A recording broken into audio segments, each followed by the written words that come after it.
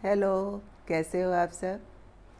जब हम सब बाहर घूमने जाते हैं तो हम क्या खाते हैं? गुपचुप, चाट, पकौड़े, इडली, डोसा, यही सब हम खाते हैं। हमारा मतलब चटपटा खाने का मन होता है, पीने में कोल्ड ड्रिंक्स वगैरह पी लेते हैं।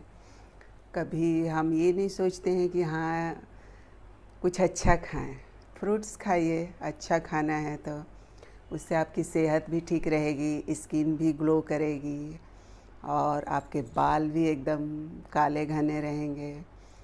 तो अच्छा खाइएगा तभी तो अच्छा कुछ भी दिखेगा। तो प्लीज़ बाहर जाइए तो फ्रूट्स ले लीजिए आप सब। अगर नहीं ले सकते हैं तो ख़रीद लीजिए। जब हम चाट, गुपचुप, छोले पकौड़े ख़रीद के खा सकते हैं तो हम फ्रूट्स ख़रीद कर नहीं खा सकते हैं? जूस नहीं पी सकते हैं? बताइए।